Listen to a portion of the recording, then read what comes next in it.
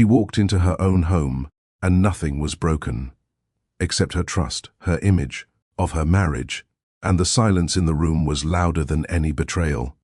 Have you ever walked in on something that shattered your world without a single word being spoken? If you've ever been silenced by the truth, share or in the comments. Let someone else know they're not alone. The sky outside Boston's skyline looked painted, soft streaks of orange and deep wine red dripping between high-rises. But inside the penthouse of the Orion residences, a different kind of canvas was unfolding. One that would stain everything. 2 glasses of wine sat on a marble dining table.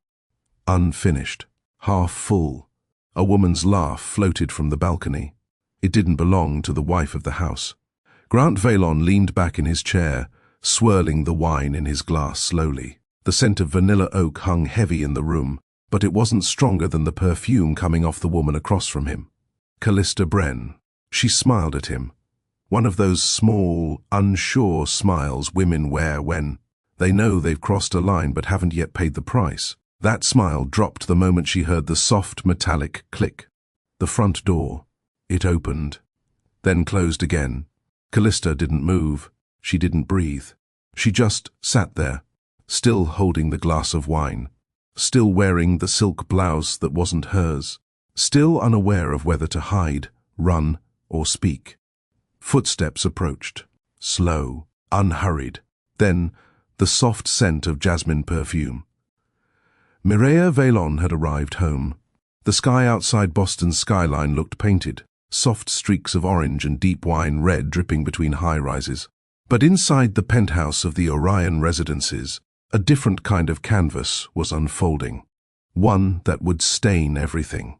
2 glasses of wine sat on a marble dining table. Unfinished, half full. A woman's laugh floated from the balcony. It didn't belong to the wife of the house. Grant Valon leaned back in his chair, swirling the wine in his glass slowly. The scent of vanilla oak hung heavy in the room, but it wasn't stronger than the perfume coming off the woman across from him. Callista Bren. She smiled at him, one of those small, unsure smiles women wear when they know they've crossed a line but haven't yet paid the price. That smile dropped the moment she heard the soft metallic click. The front door. It opened, then closed again. Callista didn't move. She didn't breathe. She just sat there, still holding the glass of wine, still wearing the silk blouse that wasn't hers, still unsure whether to hide, run, or speak. Footsteps approached, slow, unhurried. Then the scent of jasmine. And there she was, Mireia Valon. She stood still for a second too long, taking in the scene. Her gaze didn't move fast, didn't snap. It scanned, calculated. First, the table, the wine, the candles, then Callista, her blouse, her position, her silence. Finally, her eyes landed on Grant. He stood up, not fast, but like a man who wasn't expecting to be caught. "Mireia," he said, voice low, tone flat. "You weren't supposed to be back until Monday." She didn't answer. She walked in fully now, letting the door close behind her. Her heels tapped lightly against the hardwood floor. "I'm not here early," she said calmly. "I'm right on time. Just not for this." She set her keys on the glass console near the entrance. Her fingers brushed the edge once, then she turned.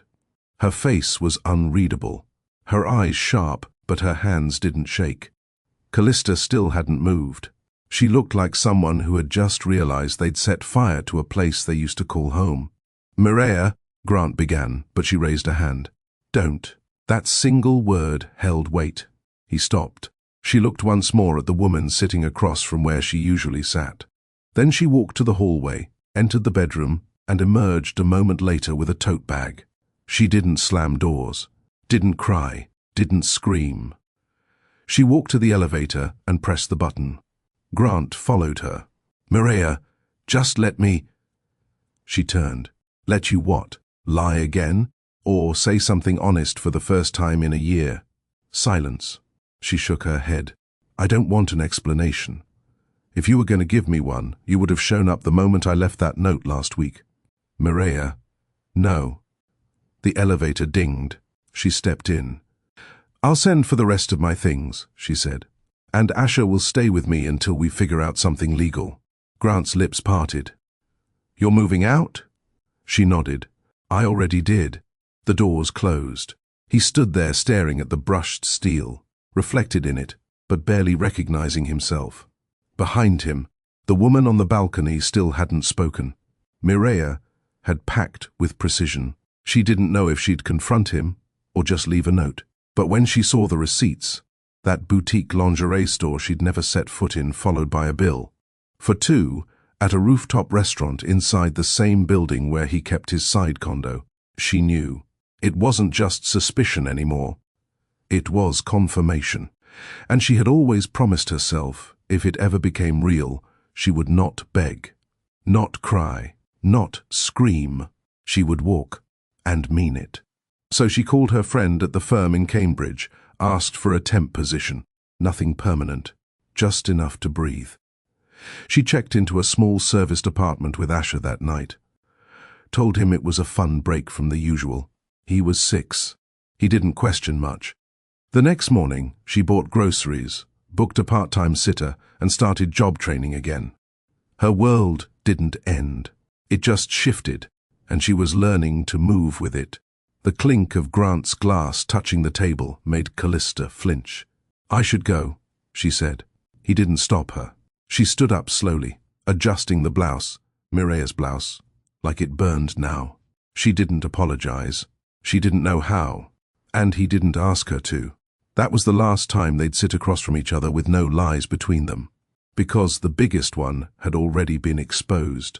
The city lights had just started to flicker on outside the floor-to-ceiling windows, but inside the penthouse, the air had already gone cold. Grant didn't move, didn't speak. He stood alone now, still as the wine glass on the table, still as the shame pressing down on his chest. Callista's perfume lingered in the air like a mistake that wouldn't fade. He sank into the chair Mireia used to sit in and placed both elbows on the table. His hands covered his face, but not even darkness could block out what just happened. Mireia hadn't thrown anything. She hadn't cried. That was what scared him the most. Upstairs, in the now half-empty walk-in closet, a row of Mireia's dresses still hung, neatly, silently. One of her scarves, jade green, soft cotton, had been left behind, draped over the edge of the dresser. He picked it up and sat on the bed. She used to wear this when she'd curl up to read by the fireplace, back when this penthouse felt like a home and not a showroom. When they made love on slow Sundays, when they still had laughter, when she looked at him like he was worth trusting. He stared at the scarf, then looked out the window. He had everything, and somehow he lost the only thing that mattered. Mireia laid Asher's backpack on the kitchen counter and set a bowl of strawberries on the table. "Mummy," he said, crawling into his chair, "when are we going back to the big house?"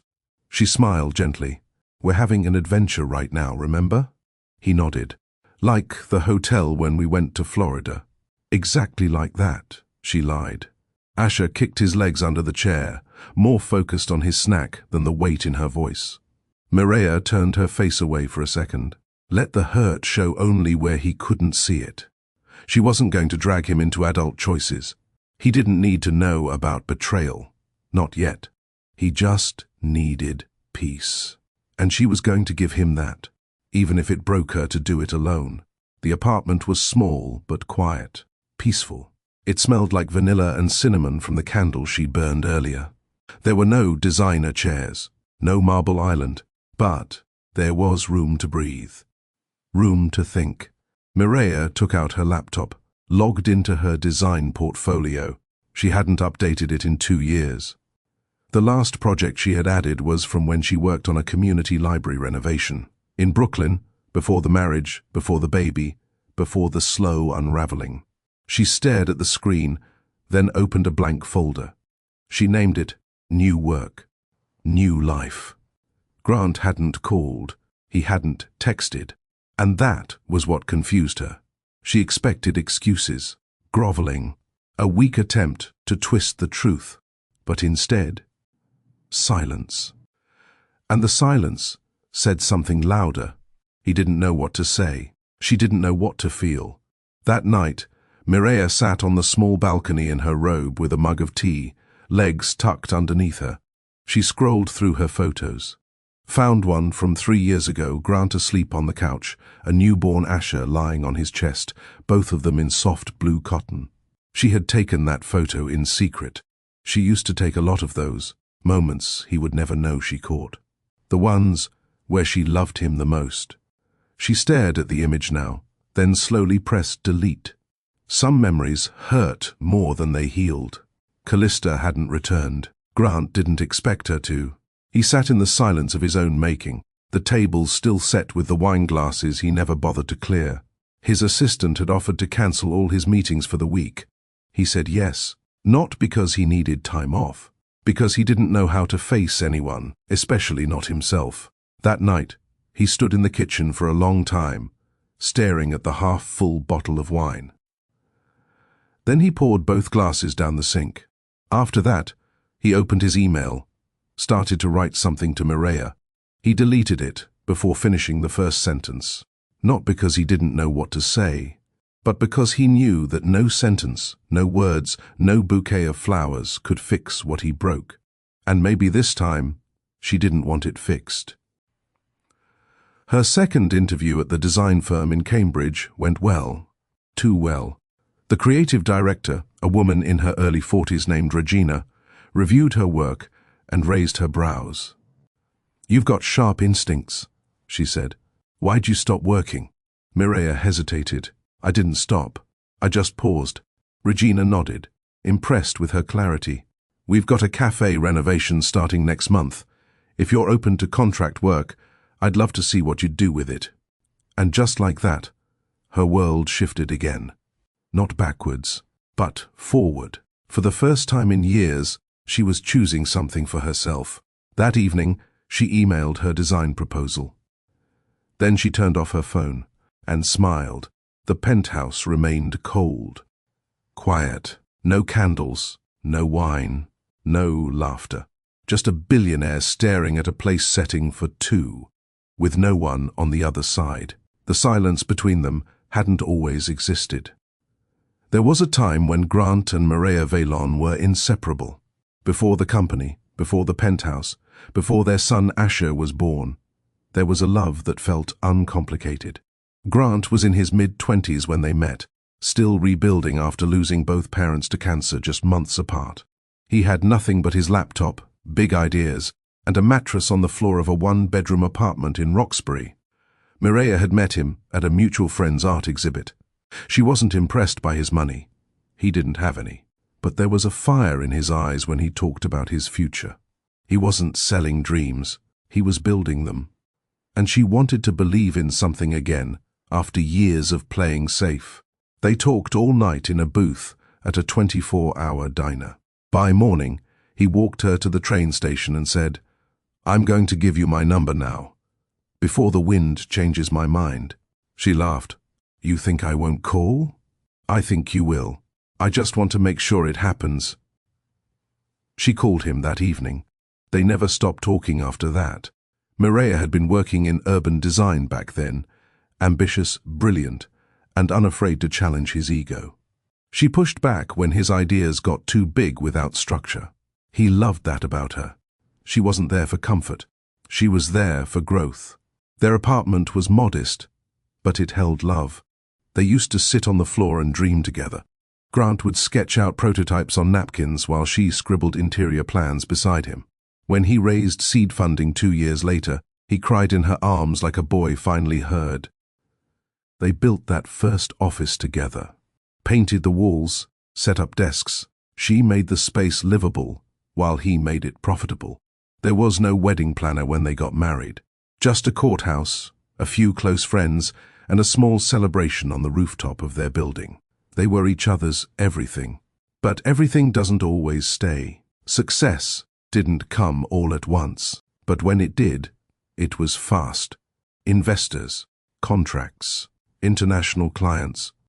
Suddenly, Grant wasn't sketching at home anymore. He was in Dubai, Singapore, San Francisco, sometimes for a week, sometimes for a month. And Mireia? She was still in Boston, holding the pieces together. At first, she loved the quiet. It gave her room to grow again, to rediscover herself. But then came the positive pregnancy test, and everything shifted. She told him on a FaceTime call. He smiled, wide and proud, but a part of her knew. Something in his eyes said he wasn't ready to slow down. Not yet. Still, he made promises. He flew back for appointments. He talked about building a nursery. He said all the right things. But the right things stopped showing up in his actions. After Asha was born, Mireia put her career on pause. It wasn't a decision forced on her, but it also wasn't met with resistance from Grant. In fact, he seemed relieved. She ran the household, handled the baby, kept the apartment beautiful. He came home to order, to peace, to meals on the table and soft lighting in the bedroom. She made sure he never felt guilt for being absent. And that's where the real distance began. He stopped asking about her designs. She stopped telling him about them. He stopped staying awake to hear about her day. She stopped offering. They became functional. But love isn't built on function. It's built on presence. And he was gone more than he was home. The rare weekends he stayed in town, he was still working. Meetings, dinners, partners flying in and out of Logan. Mireia smiled through it. She told herself it was temporary. But temporary became routine. And routine became isolation. One night, 2 years into the marriage, she stood in the living room holding Asha in her arms while Grant typed away on his laptop at the dining table. "Do you ever miss me?" she asked quietly. He looked up. "What?" "Nothing." She turned away. He didn't ask again. It was easier to keep moving than to sit in what was breaking. Still, she held on. Because Grant had been hers once. Fully. And she believed he could be again. But love that is unwatered will die, even in a castle. And the penthouse they now lived in? It was beautiful. But it was no longer a home. It was a museum of what used to be. When Grant gave her the trip to the Berkshires, she knew he was trying to be kind. She also knew he needed space. But not from pressure. From guilt. He told her she deserved rest. What he didn't say was, "I miss you." And that silence? It was louder than any confession. She packed for the trip alone. She drove upstate while Asha stayed with his grandparents. And while the leaves turned orange and gold around her, her marriage quietly fell apart. She didn't know it yet, but she would feel it in the coldness of her pillow, in the quiet of her phone, in the receipts that would lead her to the moment her life split in two. And, when she returned, nothing about her house would be familiar, not even her husband. Mireia's last day in the Berkshires had been calm on the surface. The spa had a lavender-scented steam room, and the retreat center offered her warm herbal tea and a journal. But she never wrote in it. She spent most of her time staring out the window, thinking. When was the last time she and Grant had a full conversation without checking their phones or being interrupted by his calendar reminders? She'd spent years cushioning his climb to the top, convincing herself she was, holding down the home front, like some kind of private soldier no one saw. But what she realized during her silence was that no one clapped for the one who stayed behind. No one asked her what she gave up. And Grant? He never once asked what she missed about herself. He said he loved her, but she couldn't remember the last time he truly looked at her. It was on the drive back to Boston that she decided to stop waiting for someone to notice she was tired. She wouldn't wait for an apology. She wouldn't wait for him to wake up. She would give herself what he never could, choice. As she neared the city, the clouds shifted above her. Traffic thickened on the Zakim Bridge. The skyline rose in the distance like a challenge. And when she parked in front of their building, she took a long breath. Her fingers gripped the steering wheel as the concierge opened the driver's side door. "Welcome back, Mrs. Vallon," he said. She smiled. "Thanks, Mason." But in her heart, she knew she was only here to end something. When she stepped into the penthouse and heard laughter from the balcony, she already knew. She didn't need to see Callista to feel the betrayal in the air. And yet, when she did see her, it didn't hurt in the way she imagined. It numbed her. Because the worst part about betrayal isn't the act. It's the confirmation that your absence didn't even shift the room. The woman was in her seat, wearing her blouse. The man she married didn't even flinch. Mireia realized in that moment she had already left the marriage, long before her feet ever walked out the door. Now, she was just catching up with herself. She packed quickly, efficiently. Her hands didn't shake. She took what she needed and left what wasn't worth holding on to. She didn't slam the door or cry in the elevator. She didn't call her friends or send a scathing text. She just walked away. Because strength sometimes looks like silence. And peace? Peace is not the absence of pain. It's the refusal to carry someone else's chaos. Back in Cambridge, she slipped easily into a quiet routine. Asher adjusted fast. Kids do. He loved that they could walk to the park. He loved that she had more time to sit with him after school and read books together again.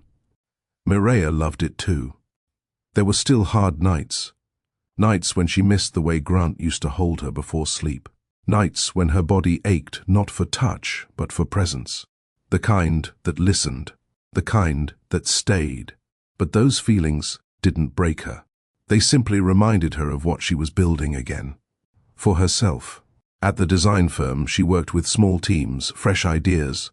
The city had always inspired her, and now that she had freedom again, she felt her creativity return. Not all at once, but piece by piece. She stopped wearing the clothes Grant had picked out for her. She chose her own colors again, her own earrings, her own scent. One day, she ran into an old client at a bookstore downtown. "Mireia, I almost didn't recognize you." "New chapter," she said simply. He smiled. "It suits you." Meanwhile, Grant sat in his office longer than necessary. The building was quiet, staff thinning out around 7 p.m., but he stayed. Not because of work, but because home felt heavier now. There was no sound when he walked through the door, no toys scattered on the floor, no scent of food or jasmine perfume, no piano music, no Mireia humming in the kitchen. Callista hadn't returned. She didn't reach out either. He didn't try to fix it. Because deep down, he knew Callista had been a mirror, not a partner. She showed him how lonely he had become. But Mireia, she had been the light. And he had closed the blinds. He couldn't blame anyone else for that. What he hadn't expected was how deeply her silence would echo. It wasn't rage. It wasn't a warning. It was a clean break. And now all he had was time, and the discomfort of remembering the way she used to laugh when they had nothing. He tried to write an apology once, opened his laptop, typed 3 paragraphs. He deleted all of it, not because he didn't mean it, but because she deserved more than words. She deserved change. So he stopped trying to contact her. Instead, he started showing up for Asher's school drop-offs, volunteered to take him to the dentist, signed up for parent-teacher meetings. He didn't ask Mireia for more than that. He didn't push. He didn't show up at her door with flowers. Because this time, he wasn't trying to win her back. He was trying to become someone worthy of being near her. And that meant learning how to sit with the fact that the woman he once took for granted had finally chosen herself. Have you ever poured so much into someone else that you lost pieces of yourself along the way? Do you know what it feels like to be present for someone who forgot to be present for you? Drop A in the comments if you've ever had to rebuild yourself in silence. And if this story is hitting you deep, don't keep it to yourself. Like, share, and subscribe. Someone else may need this truth today. The first receipt had been innocent enough. Boutique name printed in delicate gold ink, folded neatly and tucked beneath the box of Asher's puzzles in the kitchen drawer. Mireia had been searching for a missing charger when her hand brushed against it. Her first thought wasn't suspicion. It was confusion. She'd never been to this store. And she knew everything about the layout of their life, the groceries, the appointments, the bills. But this was foreign.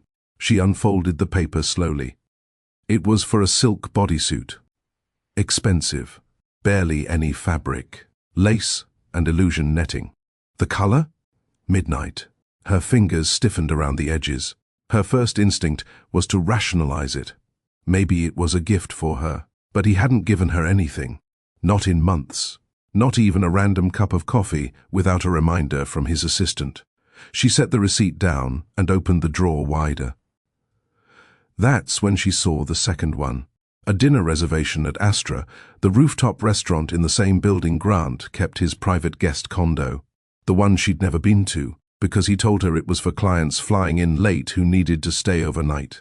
2 entrees, 1 bottle of wine. Same night she left for the Berkshires, and suddenly the lingerie receipt wasn't isolated. It was part of something, a quiet betrayal hiding in plain sight. She stood still, holding both receipts, unable to feel her feet. Just heat, rising, burning, freezing her at the same time. Her world didn't collapse. It simply shifted. The illusions she'd protected were gone. And once the mind accepts a truth, the heart has no choice but to follow. Mireia didn't confront him that night. She didn't call. She didn't even cry. She went into her room, packed her bag, and slept beside her son. By morning, she had already called the sitter, rescheduled her return to Boston, and booked a short-term rental under her name. No drama, no noise, only clarity. She knew now. And knowing was enough. 2 hours later, she sat on a quiet train back into the city, both receipts tucked into a sealed envelope in her tote bag. She didn't bring them to start a fight. She brought them to remind herself she wasn't imagining things. Sometimes, when your spirit is too forgiving, you need physical proof to silence your own denial. Outside the train window, the trees blurred past. She remembered the early days, when she and Grant would ride trains to nowhere, just to talk and dream. She remembered how he used to read her sketches like they were poems, how his hands used to linger on her waist, not in lust, but in reassurance. But those touches had become less frequent, and the space between them grew heavier over time. That morning, she realized, it wasn't that he stopped loving her. It was that he started needing her in silence, which is even more dangerous. When someone treats your love as a utility, not a gift, you stop being a person. You become a function. And Mireia wasn't born to function. She was built to feel, to build, to love, to lead. She had let that part of herself shrink to fit his growing world. Not anymore, not again. By the time she reached the apartment, she had already made a checklist in her head: rent, school registration, transfer form, temporary job leads, reactivating her design portfolio, and updating her LinkedIn. There would be time for pain later. Right now, she needed structure. Structure was her salvation, and that was the first time in years she realized. She hadn't lost herself.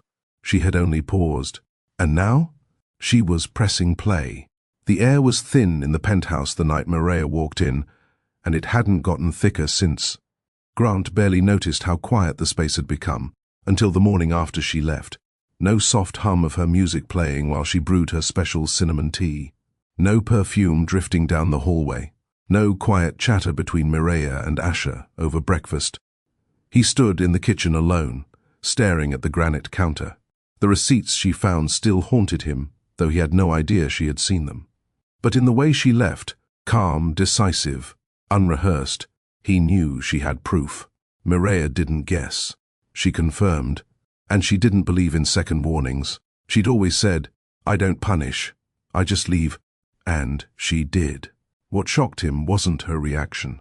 It was how much he missed her in the smallest ways.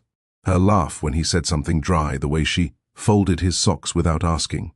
Her ability to walk into any room and fix the energy without a word. Callista had never once filled the room like that. She could match him in charm, flirtation, timing, but not in quiet loyalty. Not in warmth, not in sacrifice. Mireia had been his anchor, and now that she'd drifted away, he felt the waves crashing beneath him. He called her that afternoon. The line rang until it reached voicemail. He didn't try again. Not that day. Instead, he went to the gym, trained hard until his arms shook, then sat in the steam room thinking about the last time Mireia had kissed him without hesitation. He couldn't remember. He remembered the last time she hugged him, but not the last time she wanted to. That was the wound. It hadn't started with Callista. It had started with absence, emotional starvation. She stopped needing him, and he fed that silence by turning to someone who did. And now he couldn't forgive himself for how easy it was to ignore the cracks. Across the city, Mireia walked into her third apartment viewing with Asher's hand in hers. The agent gave her a warm smile, asking no questions about why a woman like her was moving out alone with a child. It was a small two-bedroom on the edge of Cambridge. No marble, no luxury. But it had light, real light. Sun through sheer curtains in the morning, wooden floors that creaked slightly, a balcony that overlooked a community garden. She turned to Asher. "What do you think?" He pointed to the corner. "Can I put my dinosaur tent there?" She laughed softly. "Only if I get the window seat." He nodded solemnly, as if they had just made a pact. They had. Later that evening, after putting him to bed on the blow-up mattress, in their temporary Airbnb, she sat on the couch and opened her laptop. She had pulled up the website of the firm she once worked at in Brooklyn. She typed out a short message to her old supervisor. "Hello, Myra. I know it's been a while, but I'd love to pick up a few part-time design projects again. I've moved to Cambridge with Asher. Life's shifted a bit, but I'm finding my feet. Hope you're well, Mireia." She sent it without editing too much. She didn't need to sound polished. She just needed to sound ready. And for the first time in a long while, she was. Grant didn't bring Callista around again. Not to the office. Not to the condo. Not anywhere. Not because he was embarrassed, but because he was ashamed. The affair didn't last much longer. Callista knew it the moment Mireia walked in, and Grant didn't stop her from leaving. When he didn't follow Mireia. When he didn't defend Callista's presence. She had thought she was special. But that night proved she was temporary. They met one last time, quietly, in a hotel lobby near his office. "You're ending this, aren't you?" she asked, crossing her legs and sipping a flat white. "I already have." She blinked, swallowing the bruise of her pride. Was I just a distraction? Grant didn't answer quickly. "No. You were what I allowed to fill a space I should have protected." Callista's expression didn't shift, but her voice did. "I would have followed you anywhere." He nodded. "But I never asked you to. And that's the problem." She stood. "I hope you realize what you gave up." He looked her in the eyes. "I do. Every single day." When she walked away, he didn't watch her go. He didn't need to. He already knew the only woman who truly mattered had walked out long before. And if he ever wanted a second chance, he had to stop waiting for her to forgive him. He had to start being the kind of man she'd never need to doubt again, even if she never came back. He opened his phone that night, scrolled through old photos of Mireia, of her sleeping beside Asher, of her laughing at a joke. He didn't remember, of her standing barefoot on their balcony holding coffee in both hands. She wasn't fancy, but she was unforgettable. And now that she was gone, he finally understood what it cost to lose someone like her. Not just love, but respect. Callista hadn't meant for it to go that far. At least, that's what she told herself in the beginning. It started innocently, late hours at the office, waiting for Grant to finish. Meetings, taking notes as he walked in circles and dictated strategy. She was sharp, quick with her words, and always one step ahead of his calendar. That was how she earned his trust. He noticed how efficient she was, how she handled chaos without flinching. Mireia used to be like that once, but Callista was different, younger, eager, and willing to stay in the background as long as she got proximity. That's what Callista thought she wanted. Proximity to power. What she didn't account for was how addictive Grant's attention would feel. The first time he looked at her with something other than professionalism was during a conference trip in Dallas. After hours of reviewing pitch decks and market reports, he leaned back in his chair, removed his tie, and simply looked at her. You ever feel like you built everything right and still ended up wrong? She didn't know how to answer. So she just asked, "Are you talking about your company or your marriage?" Grant didn't reply. He just stared at the skyline. That was the start of it. They didn't touch that night. But the space between them changed. And once that space shifts, everything else follows. Callista didn't consider herself a bad person.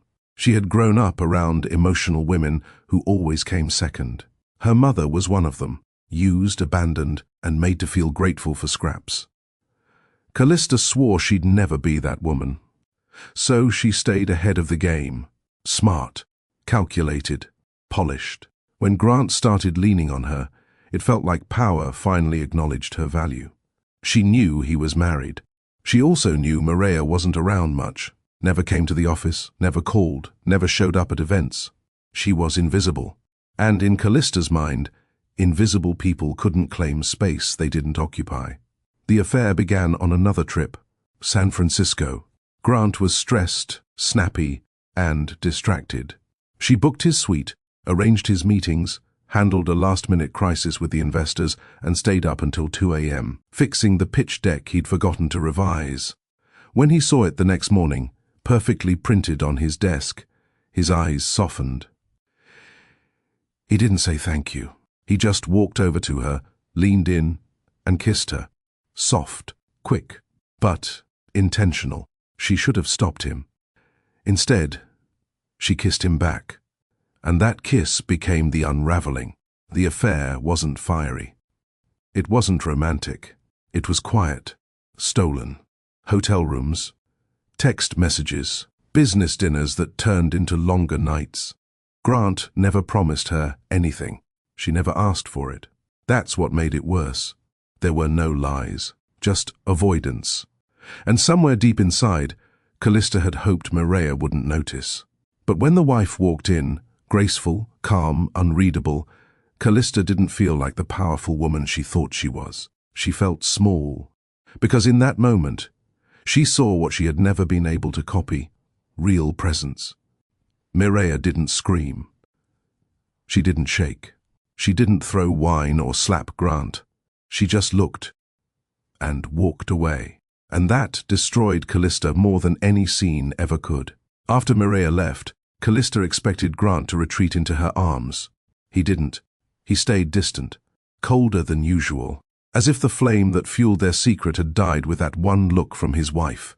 She tried to act normal, scheduled his meetings, sent him updates, even brought him his favorite espresso without asking. But he barely responded. One afternoon, she waited for him in his office after hours. The lights were low, and the city glowed outside the windows. When he walked in, she smiled. "We haven't talked. There's nothing to talk about," he said, setting down his briefcase. Her throat tightened. "You don't regret it?" "I regret what it cost." He didn't look at her when he said it. That was when she knew. He didn't see her as a mistake. He saw her as a consequence. And consequences aren't embraced. They're endured. Callista nodded slowly, backed out of his office, and left without another word.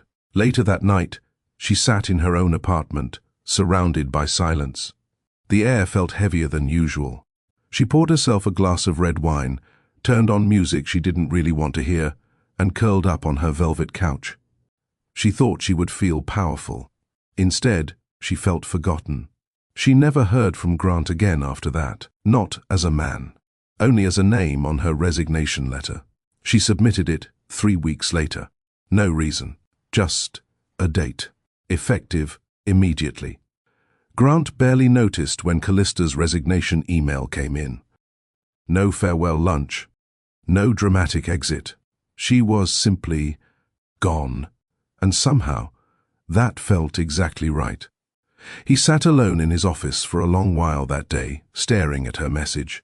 She hadn't even signed it with warmth. No take care, no thank you. Just her name and a date. He didn't forward it to HR. He didn't reply. He closed the laptop and leaned back in his chair, staring at the ceiling. The affair had ended long before she made it official. He had never loved her. Not once. What he had done was use her presence to avoid facing what he'd broken.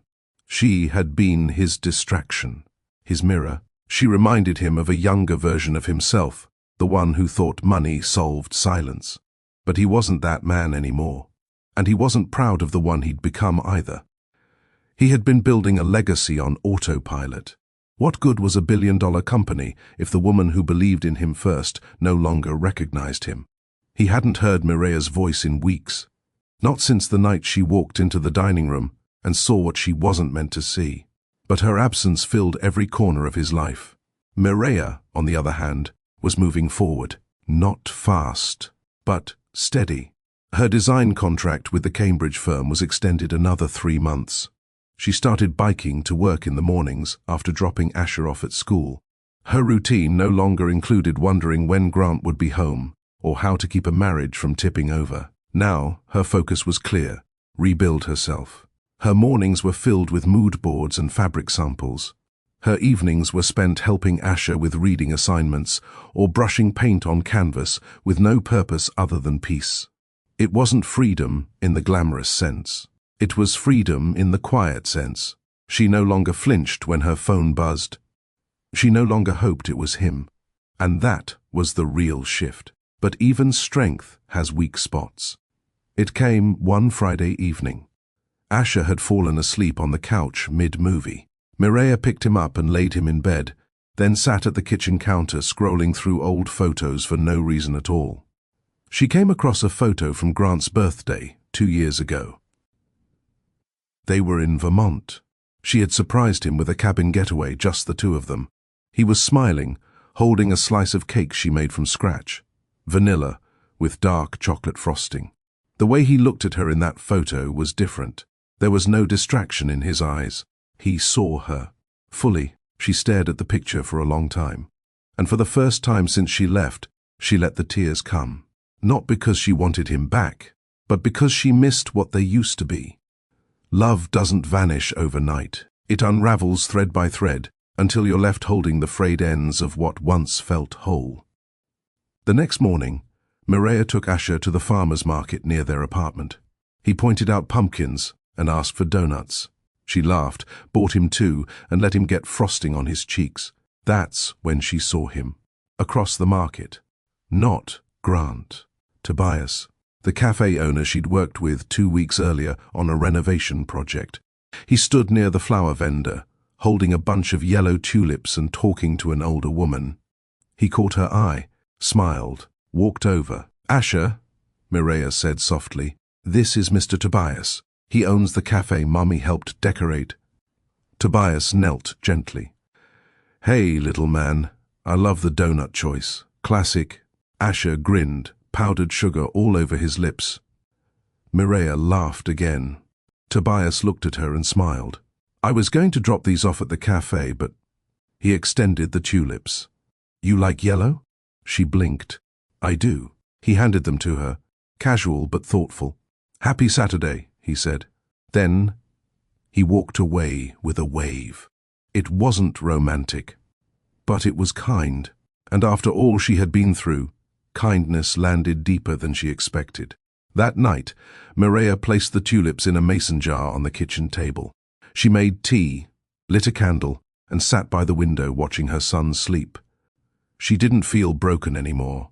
Not whole, but not broken. And that was something.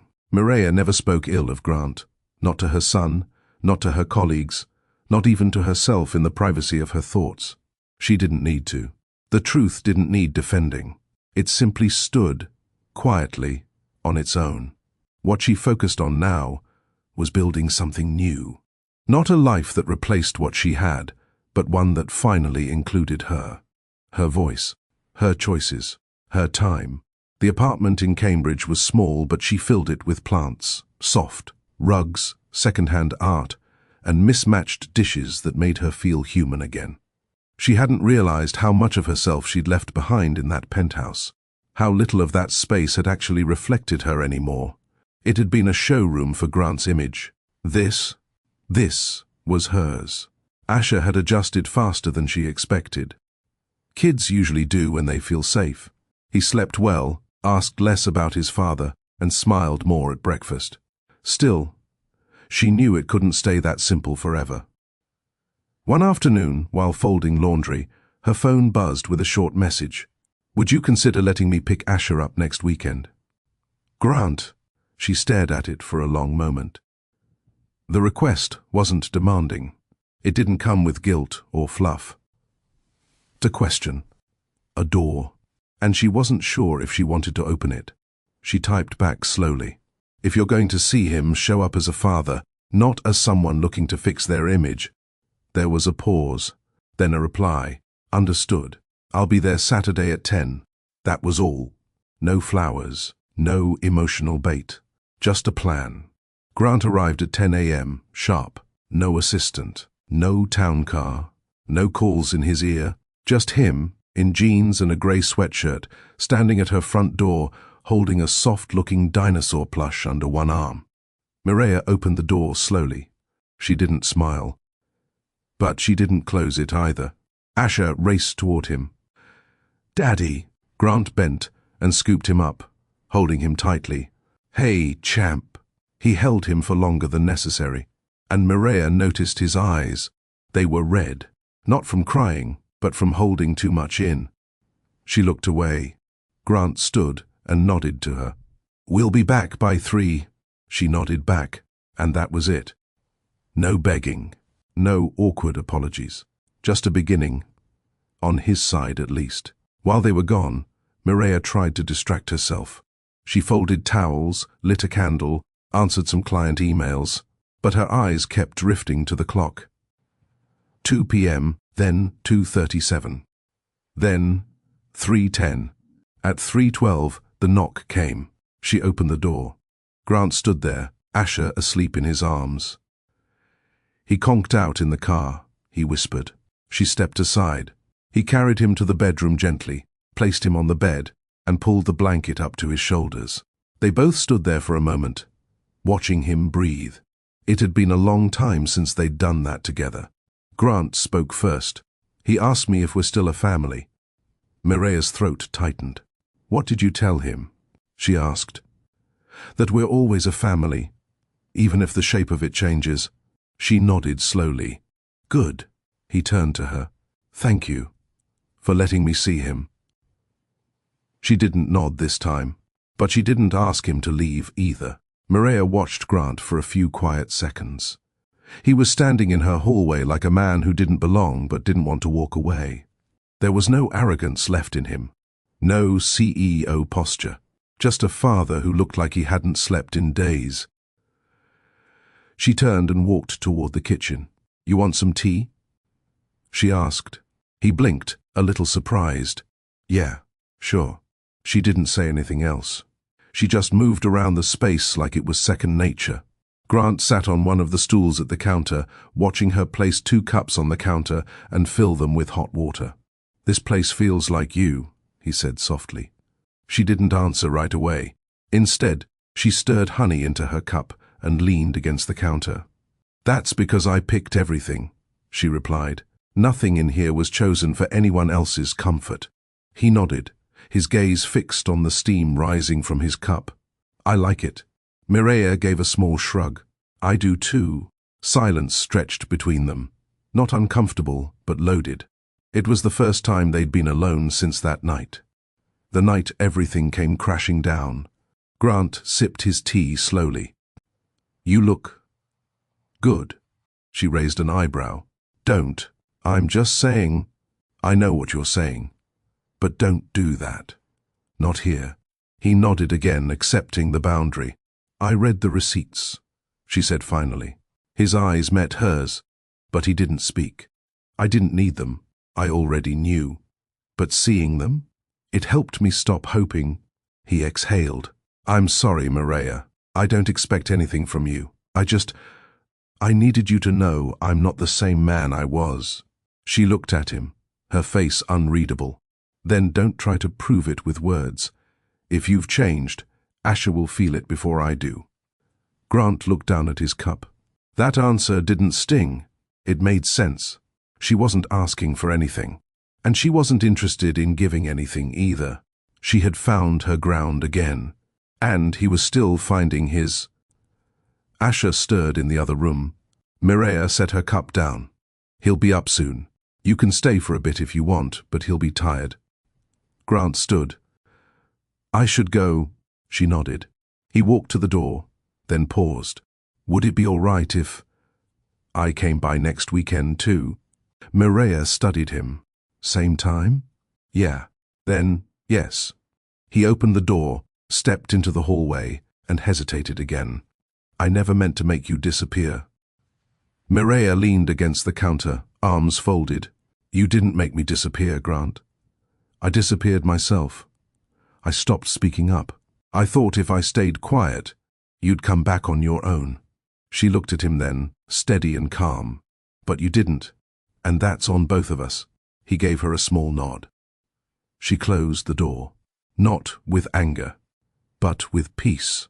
She turned back to her kitchen, cleaned the cups, and sat by the window. She didn't cry. She didn't replay the conversation. She didn't question her decision. Because this was what healing looked like. Quiet, unshaking, and earned. Saturday came again, and so did Grant. He arrived on time, wearing the same quiet demeanor he had last weekend. He didn't carry flowers. No showmanship. No efforts to pretend things were normal. He was learning, Mireia noted. Learning that his presence was more powerful than any gift. That showing up on time for a 6-year-old mattered more than grand gestures delivered too late. Asher ran out with his backpack half-zipped and mismatched socks, beaming. Daddy, can we go to the duck pond again? Grant smiled and knelt. You bet. But this time, you have to bring the snacks. You owe the ducks. Mireia stood at the door, arms folded. She'd packed a small bag with juice boxes, hand wipes and extra socks, just in case. She handed it to Grant, and their fingers brushed slightly. She pulled back quickly. Text if anything changes, she said. I will. And then they were gone. Mireia leaned against the door, eyes closed for a moment, breathing in the silence. This time, she didn't feel uneasy. She didn't feel the need to track the time or expect a failure. She felt open. She made herself coffee and settled on the couch with her laptop. A new design proposal waited in her inbox. A local wellness studio in Somerville needed a full revamp. Clean lines, natural light, organic textures. It was her style completely. She opened her sketch pad, the one she hadn't used in months, and began rough outlines. Her fingers moved faster than her thoughts. It was like a part of her had been waiting for this, for the space, for the stillness, for a chance to build something without watching her back. 2 hours passed before she realized it. And when her phone buzzed, it wasn't with anxiety, it was with a message from Tobias. Tobias, I finally tried that tea you recommended. You weren't lying. This stuff is elite. I owe you. She smiled. Mireia, told you, real healing doesn't come from caffeine. It comes from lavender and honey. Tobias noted. Also, don't judge, but I ended up buying those throw pillows you said were too loud for the cafe. Mireia, you're a brave man. The design gods are watching you. Tobias, come see the crime in person. Coffee's on me. She stared at the message for a second longer than she needed to, then set the phone down and returned to her sketches. She wasn't ready to entertain anything romantic, but the idea of talking to someone who didn't know her as Grant's wife was nice, safe. Grant sat on the park bench with Asher, watching him toss crumbs toward a group of ducks that clearly didn't care for sharing. Why do they fight? Asher asked, frowning. Sometimes even ducks don't know how to be kind, Grant replied. Asher thought about it, then tossed another handful anyway. Grant leaned back, sunlight cutting across his face. He'd spent so many years sprinting, scaling his company, networking across the world, chasing acquisitions. But nothing ever gave him the stillness of this park. The sound of his son laughing. The breeze through the trees. He'd forgotten how good quiet could feel. Asher climbed onto the bench beside him. You think Mommy's okay? Grant turned to him.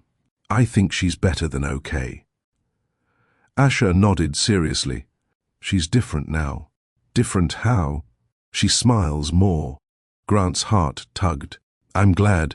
There was a long pause. Then Asher asked, Are you and Mummy still married? Grant didn't rush the answer. Not right now. But we're still your family.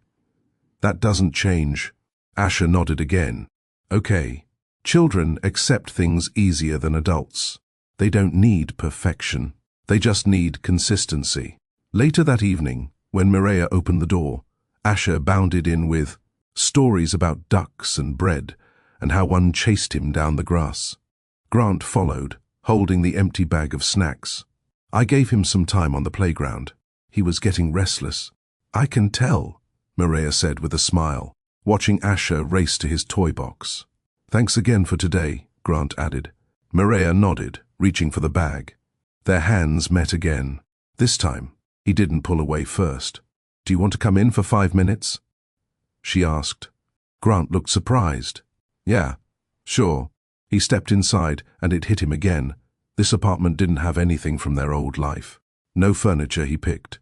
No cold marble. No impersonal modern art. It was warm, soft, lived in. He followed her into the kitchen. She poured him a glass of water and handed it over. How's work? She asked. He paused, slower.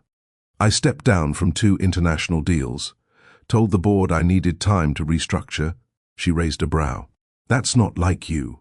No, but neither was ignoring my son's plays or spending holidays reviewing contracts. Something had to shift. Mireya didn't say anything. She let him talk. Grant leaned against the counter. I know I can't undo what I did, but I'm trying to stop moving like a man who has no one to lose. She looked at him. That's a start. There was quiet again. Then he asked, Can I see him again next Saturday? Yes. Grant smiled, genuinely. Thank you. He started for the door. Before he left, he turned back. This place, it feels like you. She met his eyes. It is. He gave a small nod and left. Mireya stood there for a moment longer, sipping the rest of her tea. She didn't know what the future held.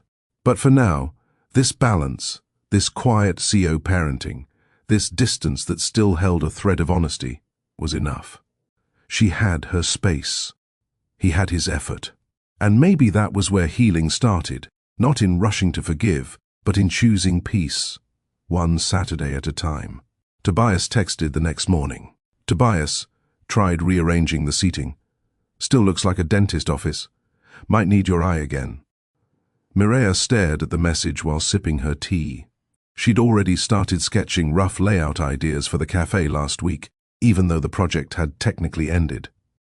She couldn't help it. Design lived in her now. She replied with a quick, Mireya, pull up the bamboo chairs. Move the green velvet bench to the window wall. Trust me. Tobias, you free this week? She hesitated. It wasn't the idea of seeing him. Tobias wasn't pushy. He didn't flirt too hard or act like he was owed anything. He was just there. Easy, present, safe. She typed, Mireya, Thursday morning, 10. Tobias, it's a date. Then quickly followed with, Tobias, not a date, unless you want it to be. In which case I will wear the good cologne. Mireya laughed out loud. For the first time in months, it wasn't forced. She shook her head and typed, Mireya, just bring coffee. We'll start there. That Thursday the cafe smelled like espresso and cardamom. Sunlight streamed through the glass windows. Mireya walked in, wearing a soft grey coat and jeans, her curls pulled into a neat twist. Tobias stood behind the counter, arranging croissants. You showed, he said, lighting up when he saw her. You bribed me with pastries. I'm not that strong, she replied, walking over to the corner where he'd placed the bamboo chairs as instructed. You're not going to believe this, he said, but customers are actually using this corner now. I think you're a wizard. Not a wizard, she said, kneeling to shift one of the plants slightly. You just had everything in the wrong place. He watched her work for a few seconds, then set down 2 lattes. She sat, stretched her legs, and looked around. You've got the bones. You just needed flow. Can I ask you something? Tobias said, lowering his voice. She looked up. Are you still with him? Her jaw tensed slightly. No. He nodded. Wasn't sure. You're not the type to talk about it. I've said enough in silence, she said softly. The rest doesn't need words. Tobias nodded again. You don't have to explain. I just didn't want to misread. Mireia met his gaze. You didn't. There was a pause. Then she added, I'm not looking for anything right now, but I'm not hiding from anything either. He smiled. That's all I needed to know. They sat in that quiet for a while, two people who had lived enough life to value stillness over small talk. Meanwhile, Grant sat across from his head of finance, nodding slowly as the numbers poured in. The company was fine, revenue strong, investors content, but he wasn't interested. He asked someone else to finish the meeting and walked out onto the terrace of his office tower. For the first time, he didn't crave momentum. He craved meaning. He pulled out his phone and stared at a blank notes app. Then he began typing. Dear Mireia, I don't know if you'll ever read this. Maybe I'll never send it. But today I remembered the way you used to laugh in your sleep. The way you'd roll over, clutch my arm like you were still dreaming. Something safe. I don't know when I became someone you had to protect yourself from. I hate that. I hate that I didn't see it happening. You deserve to be chosen every day, not after I lost you. But while I had you... He stopped typing, locked his phone. He wasn't ready to send it. But he was ready to keep writing. Saturday arrived again. Asher waited by the door, his shoes on the wrong feet, holding a drawing of a duck labeled Dad. When Grant arrived, Mireia opened the door and raised an eyebrow at the artwork. He insists it's anatomically correct, she joked. Grant laughed, taking the drawing and crouching beside Asher. I love it, especially the big eyebrows. They're feathers, Asher said, offended. My mistake. Mireia handed him a lunch bag. Same time return? Unless you want him for bedtime. She paused. Grant noticed it. I'll bring him back by 7, he said quickly. Okay. They left. And for the first time, Mireia didn't feel like she was letting go of control. She felt like she was sharing trust. That evening, Grant returned with Asher bundled in his jacket and full of stories about parkour on the playground and 2 near-to-duck collisions. Mireia listened, arms crossed, leaning against the doorframe. When Asher went to his room, Grant lingered. I wrote something, he said. She blinked. I'm not asking you to read it now. There were things I never said. He pulled a small leather-bound journal from his coat pocket and held it out. She hesitated, then took it. Thanks, she said softly. He nodded. No rush, no pressure. Good. Because I don't owe you closure. I know, he replied, but I owe you the truth. With that, he left. Mireia stood alone in the entryway, holding the journal. She didn't open it yet. But she didn't put it away either. Have you ever started rebuilding your life piece by piece, only to realize peace feels better than closure? Do you believe people can change without needing a second chance to prove it? Drop A in the comments if you've ever chosen healing over revenge. If this part of the story moved you, hit like, share your thoughts, and subscribe. Someone else may need this kind of strength today. Grant sat in his car outside the building for a while after dropping off the journal. The street was quiet, washed in the soft amber of early evening. He didn't expect her to read it that night. Maybe not at all. But writing it had changed something in him. For the first time, he faced himself without excuses. And for the first time, he didn't need Mireia's response to feel the weight of what he had done. The journal held nearly 50 pages of handwritten thoughts. Not poetic, not overly polished, just truths, memories, confessions, acknowledgements of the small ways he let their marriage drift. I thought I was giving you peace by leaving you alone. But I see now, I left you lonely instead. You were never asking me to give up the company. You were asking me to come home to you, fully, and I never heard that you were the fire. I was the roof. But I built too many walls between us. He didn't write to win her back. He wrote to stop lying to himself. Mireia waited until Asher fell asleep that night before opening the journal. She made chamomile tea, dimmed the lights, and sat cross-legged on the couch. Her fingers trembled slightly as she turned the first page. She didn't know what to expect, but she didn't expect this. He had written like a man who had watched his life from the outside and finally realized the damage he'd done on the inside. There were no grand declarations, just quiet ownership. She read 10 pages before she had to stop. It wasn't anger that overwhelmed her. It was grief. Because this version of Grant, the one who saw her, who remembered, who took responsibility, this was the man she had hoped would show up years ago. She closed the journal gently, pressing her palm to the cover. She didn't forgive him. But for the first time, she believed he had changed.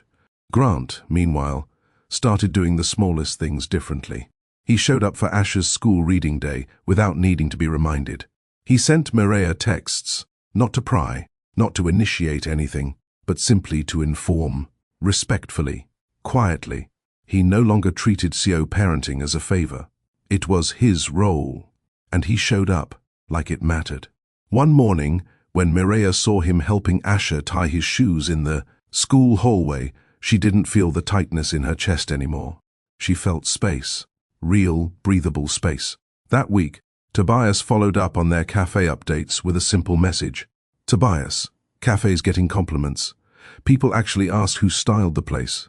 I said your name. Hope that's okay. Mireia, it's more than okay.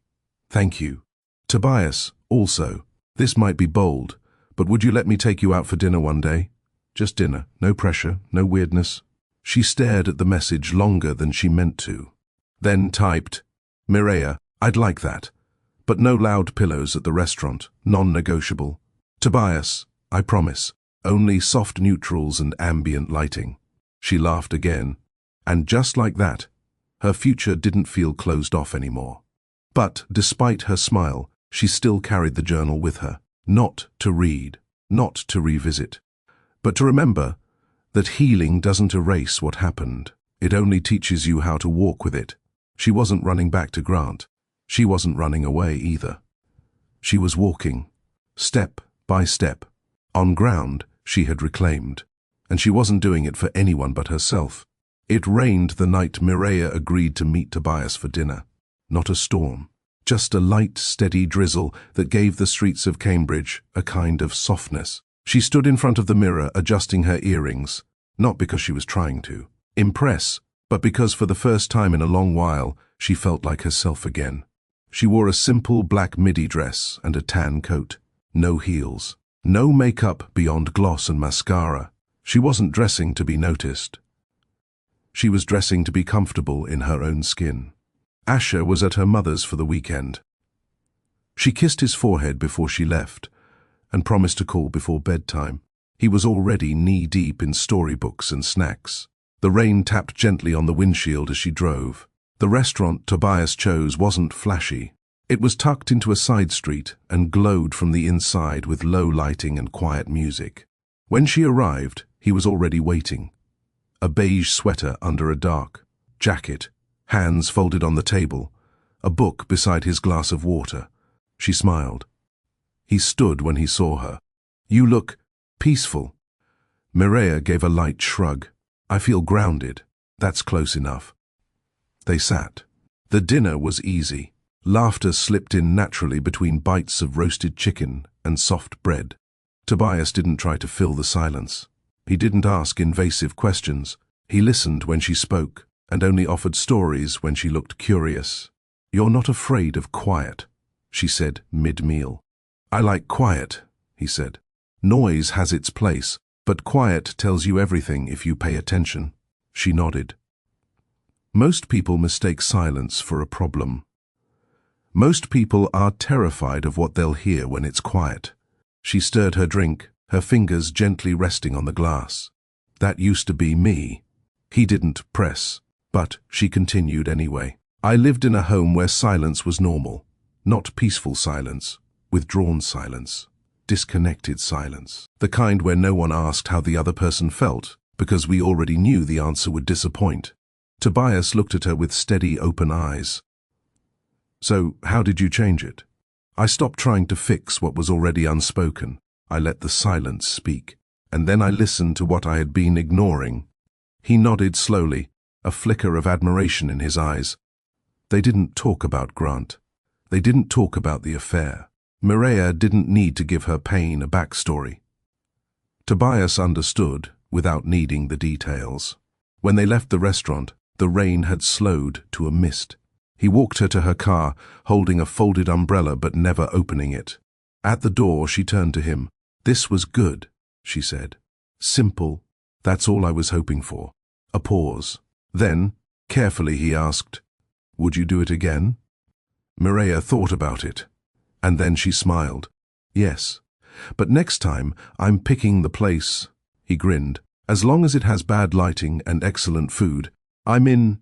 She got in her car, waved once, and pulled away. The rain kissed her windshield gently, and for the first time in years, she felt no weight on her chest driving home. Only light, only space, only possibility. At the same time, Grant sat alone in his apartment. The lights were low, and his laptop screen reflected off the glass windows. He wasn't working.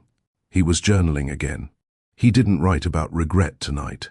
He wrote about acceptance, about learning to show up for his son without trying to prove something to his ex-wife, about discovering his role now wasn't about controlling outcomes.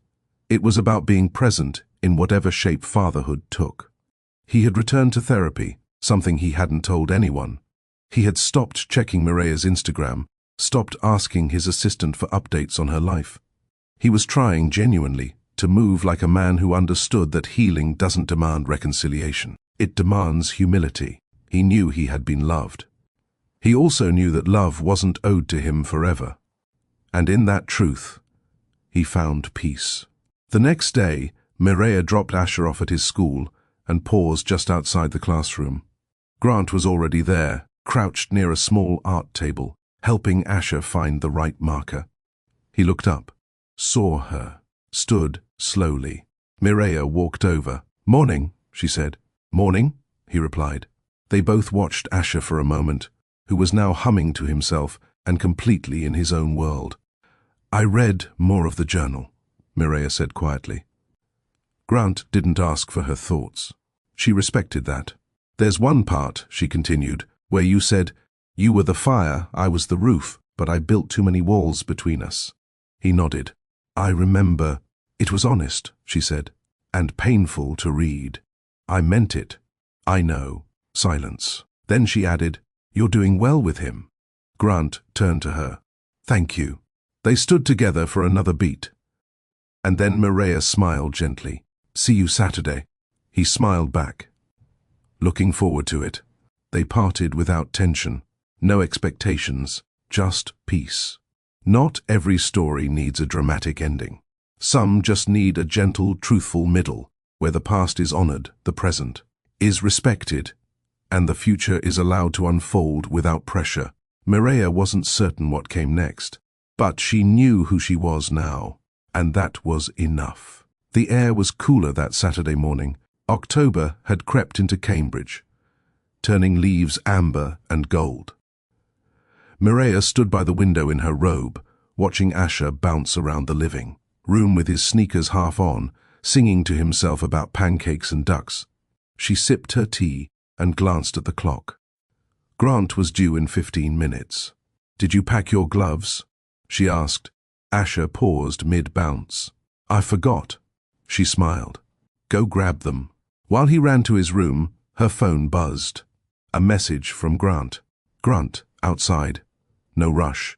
She didn't reply. She just tucked her phone into her sweater pocket and walked to the door. When she opened it, Grant stood there with 2 coffees in a cardboard tray. "Morning," he said. She nodded. "You're early." "I like being early now." She took one of the cups. "Thanks." Asher bolted to the door with his gloves. "Let's go." "Hold up, champ." Grant crouched and zipped his jacket. "Ready?" "Ready." They stepped out, but Grant paused before Mireia could close the door. "I was thinking," he said, "if it's okay, I'd love to bring him back here after. Maybe cook dinner. The 3 of us." Mireia froze, not because she was offended, but because he said it gently.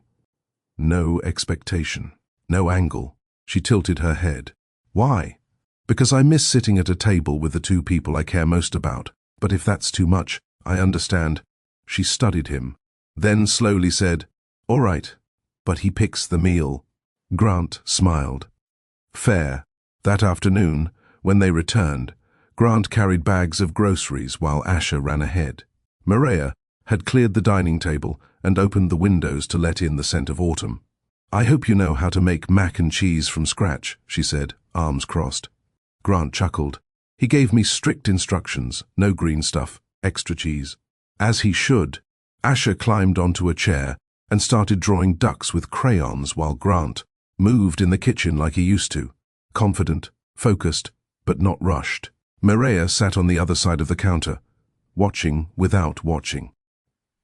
Can I ask you something? She said. Sure. Do you think it's possible to become someone better without expecting to be loved again? He paused, stirring the cheese sauce. Yes, but only if you stop tying growth to reward. Becoming better isn't about being wanted again. It's about not wanting to be the person who caused harm. She nodded slowly. That's what your journal felt like. Grant looked at her. You read it all? Not all at once. I'm still reading it. He didn't push, didn't ask what she thought. He turned back to the pot. Well, I hope you're still hungry, because this mac and cheese might change your life. She smirked. It'll have to work harder than that. Dinner was warm, simple, familiar. The three of them sat at the table, Asher telling stories and demanding that his duck drawing be framed immediately. When Grant reached across to pass Maria the pepper shaker, their fingers touched briefly. She didn't pull away. But she didn't hold on either. That was the balance now. Shared space, no pressure. Respect, not assumption. After dinner, Grant helped with dishes while Maria packed leftovers. When the kitchen was clean and Asher was in bed, Grant stood by the door. Thank you for letting me stay, he said. Maria folded her arms. You didn't overstep. I'm trying to learn the difference between showing up and pushing in. She gave a small nod. You're getting there. He smiled, opened the door, then turned back once more. If I ask you out, on a real dinner, what would you say? Maria met his eyes. I'd say I'm not ready, but I'm not saying no forever. Grant smiled again. Then I'll wait. He left quietly. And for the first time in a long time, she didn't feel anxious about where the story was going. She felt calm, steady, in control of the next chapter, whatever it turned out to be. The next week passed gently, without disruption. Maria kept her mornings quiet. She made tea before the sun rose, sketched new layouts by her bedroom window, and answered client emails with more confidence than she'd felt in years. Her projects were stacking up: small residential spaces, a non-profit co-op, downtown, and a request to consult on a boutique hotel's guest lounge. She wasn't chasing work. It was finding her now. Her energy had shifted. There was a calm steadiness in her, not built on revenge or performance, but on peace, a kind of self-return that didn't need to be loud to feel powerful. On Thursday, Tobias sent her a text. Tobias, the cafe's fully alive now. Customers won't stop complimenting the vibe. I say thank you like I did everything. Maria, as you should. It's called smart delegation. Tobias, you free Friday? No weird pressure, just good food and bad music? She looked at the message for a long moment, then replied, Maria, Friday, 1 hour. I'll judge the music harshly. Tobias wouldn't have it any other way. That Friday evening, she walked into the cafe just after closing. Tobias had already lit the candles on each table and queued up a playlist that, true to his word, was delightfully awful. You're lucky I like you, she said, hanging her coat on the back of the nearest chair. Pain is part of the experience, he replied. They ordered takeout, ate from cartons, and talked about everything except their pasts. She didn't need to recount her pain, and he didn't ask her to. It was easy. It was respectful. When the night ended, he didn't try to kiss her. He just walked her to her car, hands in his pockets, and said, If this is all it ever is, I'm still glad I met you. She smiled. Me too. Then she drove home. No butterflies, no dramatics, just clarity. And right now, that was better than romance. The next morning, Grant arrived at her door at exactly 10 a.m. He wore dark jeans and a black jacket, his hair a little messier than usual. Asher burst through the hallway, backpack on, announcing their grand plan: to build a cardboard castle at the park and name it Fort Duckzilla. Grant raised an eyebrow. Did you approve this mission? Mireia smiled. He drafted a 3-point proposal and everything. Grant grinned. I expect schematics. They left with snacks, markers, and flattened boxes. By the time they returned, Asher was covered in tape and cookie crumbs. Mireia laughed when she saw them at the door. Please tell me you didn't let him climb into the box. Grant shrugged. Technically, he declared himself king, which means you enabled it. I didn't vote against it. She rolled her eyes and opened the door wider. Bathrooms down the hall. Soap is non-negotiable. Grant cleaned him up while Mireia reheated leftovers. They all sat down for a quick lunch. Afterward, Asher passed out on the couch, clutching a cardboard crown. Grant stood, careful not to wake him. I should head out. Mireia followed him to the door. He turned to her before stepping out. He's doing better. She nodded. He's safe. That's all I ever wanted. Grant hesitated. And you? Are you okay? I'm getting there. He smiled. You look like you are. She tilted her head.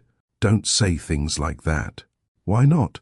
Because I'm still working on not believing them too fast. He looked down, hands in his pockets. I'm not rushing, he said. I know where I stand. She studied him. And where is that? Somewhere behind the woman I hurt. Somewhere near the man I'm trying to become. She didn't answer. But she didn't close the door either. That night, she opened his journal again. And this time, she didn't stop reading. It had been nearly 2 months since the night Mireia walked in on her marriage breaking in real time. And yet, as she stepped into Asher's school auditorium that Thursday evening, it felt like another lifetime. The room was packed with parents, folding chairs, and camera phones already up and recording. Children in paper crowns waited nervously on stage. Mireia spotted Asher in the second row, his crown askew, mouthing lines to himself with such focus she had to hold back a laugh. She found a seat in the 4th row, just in time for someone to tap her shoulder. She turned. Grant stood there, holding a folded program and a thermos. Is this seat taken? She shook her head. Go ahead. He sat beside her quietly. No grand entrance, no lingering stares, just a father arriving for his son's big moment. The lights dimmed. The children began. The play was sweet and chaotic. Lines delivered too early, props dropped, a small sneeze fit in the middle of a song. Mireia laughed with the other parents. Grant chuckled beside her, but every now and then their shoulders would brush, and neither of them would move away. Asher spotted them in the audience and beamed. It was the kind of smile that didn't question the past. It simply soaked in the present. After the show, Asher ran into their arms. Mireia hugged him tightly. Grant ruffled his hair. Then they stood awkwardly in the hallway as other families trickled out. Grant looked at her. You heading home? Yeah. He's exhausted. I'll walk you both out. She nodded. They reached the car, and Grant helped buckle Asher in. Before closing the door, Mireia placed a hand on the frame. Thanks for coming tonight. You didn't have to thank me. I know, but I wanted to. Grant looked at her, then down at his hands. I've been thinking about something you said a while back, he said. That you disappeared yourself. That you went quiet. She waited. I didn't just ignore that. I relied on it. Your silence made my life easier. And I don't think I ever asked myself what it was costing you. Mireia didn't reply right away. Then, gently, she said, You're asking the right questions now. He nodded. I know that doesn't change what happened. No, but it changes what happens next. They stood in that space, beneath the soft street light, beside the car, where their son now snored with a crown still sliding off his head. "I'm not trying to rewrite anything," Grant said. "I just want to live it right this time. Whatever shape that takes." Mireia gave the smallest nod. Not a yes, but not a no either. Grant stepped back. She got in the car and drove away without looking back. But her fingers tapped on the steering wheel, and her heart was no longer closed. Mireia opened the door to her apartment the next morning to find a paper bag on her doorstep. No name, no note. Inside, her favorite muffins from Lennox Bakery, still warm, and a small bouquet of wildflowers, the kind she once said reminded her of her childhood summers. Her fingers hesitated over the petals. She didn't smile. But she also didn't throw them away. That weekend, Asher had his soccer game. Grant showed up again. No fanfare, no assumptions. He stayed on the opposite end of the field, clapping quietly, offering a thumbs up when Asher scored a goal. Afterward, Mireia met him at the sidelines. "He keeps looking at you when he scores," she said. "I noticed." Grant looked tired, not from lack of sleep, but from effort, like someone learning to carry himself differently, more aware. "Want to grab a bite with us?" she asked. Grant looked surprised but nodded. They went to a nearby diner. It wasn't a date. It wasn't a reunion. It was lunch, with their son, with space to speak, if they chose to. Asher talked about school and recess drama. Mireia listened. Grant paid, and when they parted ways in the parking lot, she offered a gentle take care. A week later, Mireia came home from work and found Grant waiting outside her building. This time she didn't pretend to be surprised. He stood as she approached. "I've been thinking," he said, "about all the ways I failed you that I didn't even recognize." Mireia said nothing. "I thought being present meant being physically here, but I wasn't present emotionally. I didn't know how to listen. I didn't make space for you." She finally replied, "And when I tried to shrink myself to fit your world, you didn't notice I was disappearing. I see it now." He reached into his pocket and handed her something. A letter, folded, sealed. "It's not an apology, it's an acknowledgement of everything I missed, everything you carried." She took it, then asked, "Why now?" Grant looked down at his hands, then back at her. "Because I still love you, but I don't expect anything from you. I just want you to know it's true." Silence stretched between them. "I'll read it," she said softly. He stepped back. She walked past him and didn't look back until she reached the door. When she did, he was still standing there, still waiting, still different. That night, she read the letter. It wasn't poetic. It was raw, clumsy in places, but honest. He detailed moments she'd long forgotten, small things she'd done for him that he never thanked her for. He remembered the nights she stayed up with Asher alone, the meals she made, when he missed dinner, the quiet ways she tried to make their life better.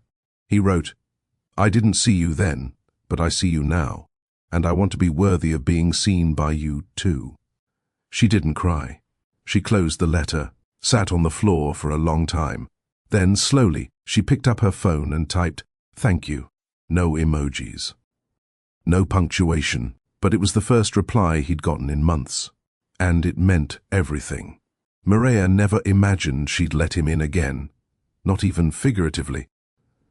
But things had shifted, not overnight, not with grand gestures, but with consistency. It was a Thursday evening when Grant came to pick Asher up. This time, Mireia invited him in. The apartment wasn't anything grand, just 2 bedrooms, a soft couch, bookshelves filled with worn paperbacks and drawings by Asher. But Grant looked at it like it was sacred. "This place feels like home," he said quietly. "It is home," Mireia replied. She watched him sit on the couch beside their son, helping with the science project. Mireia leaned against the wall and crossed her arms. He was patient with Asher now, more than she'd ever seen before. He asked questions, waited for answers. He didn't correct, He encouraged. Later, when Asher went to his room, Mireia brought out 2 mugs of tea. They sat at the small dining table. Grant looked at her. Really looked. "You're still so beautiful, you know." Mireia rolled her eyes, but her mouth twitched with a hidden smile. "Flattery's cheap, Grant. I'm not trying to flatter you." "Then what are you trying to do?" He paused. "Remind you of what I forgot. And maybe earn the right to tell you the truth again." She studied him. "The truth? That I was a coward. I wanted power more than connection. I made you feel disposable when you were the best thing that ever happened to me." Her throat tightened. "You kept our son away from headlines, away from scandal. You gave him a childhood that was safe, loving, honest." "I did what I had to," she said. "I know. And I respect that." He reached for her hand across the table, but stopped an inch short. "I want to know you again. Not just the mother of my child, not the woman I once failed, but Mireia, the woman who never stopped being strong." She didn't move her hand, but she didn't pull away either. A few days later, he invited her and Asher to a fundraiser event for a local reading program. No press, no glam. It was held at a small school auditorium, filled with community families and local donors. Asher ran off to look at books while Mireia and Grant stood at the back. He leaned in. No cameras, no fake smiles. Just me, you, and our son. "I'm watching you," she said. "I hope so." When a kid on stage read a passage and stumbled over a word, Mireia felt Grant's hand graze hers. Not forceful, not possessive, just close. She let it stay there. The next morning, Mireia sat on her apartment balcony with a journal on her lap. She wrote one line: "People don't change overnight, but they can grow, if they choose to." She tore out the page and placed it on her fridge. Then she called Grant. "Come over tonight," she said. "Just us. No expectations. I want to talk." He didn't respond with excitement. Just a steady, "I'll be there." When he arrived, he brought groceries. He cooked chicken Alfredo with salad and fresh bread. He remembered her favorite wine. They ate, talked, laughed. He didn't rush, didn't try to hold her. He cleared the dishes, sat beside her on the couch, and when she rested her head on his shoulder, she felt no tension, no fear, just comfort. His hand stayed on his lap, never wandering. It was the first time in years she felt emotionally safe. Later that night, after he left, Mireia stood in front of the mirror. No makeup, no pressure, just herself. She whispered, "You're allowed to be loved." Gently, honestly. The next weekend, Grant didn't ask to take Asher out. He asked to stay in. Mireia hesitated, but agreed. They ordered pizza, played Uno, and watched a nature documentary because Asher insisted. Halfway through, Asher curled up between them and fell asleep. Grant looked over the boy's head at her. "I missed this." "You had it," she said. "You left it." His voice lowered. "And I've regretted it every day." Mireia didn't speak. She gently carried Asher to his room, then returned to the living room. Grant stood near the window. Quiet, unsure. "I didn't know how to be a father," he finally said. "I didn't know how to be a man who deserved you. And now? I'm still learning, but I know what I want now, who I want to be." Mireia leaned against the doorway. "Talk is easy." He turned. "Then let me show you. Not with words, with presence, with choices." She nodded slowly. "You get one chance, not to win me, but to prove Asher's future won't be filled with disappointment." Grant's jaw tightened. "I'll take that chance." A week passed, then 2. He came over to help with homework, sat through dentist appointments, took Mireia's car to get serviced when it rattled. No grand declarations, just steady showing up. One evening, he stayed late. Mireia was finishing up a client call in the bedroom.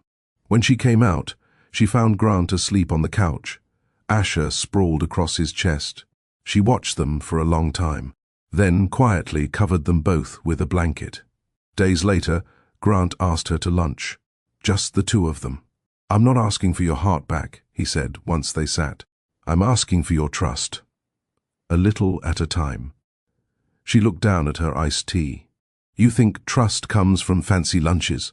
"No, I think it comes from not pretending anymore." He reached into his blazer and pulled out a worn envelope. Inside were copies of legal documents, ones Mireia had never expected to see. "I signed over my condo to you, for Ash's future, and I put a hold on my name being added to any parental paperwork, until you say you're ready." Her eyes snapped to his. "You're stepping back?" "I'm stepping in, but on your terms.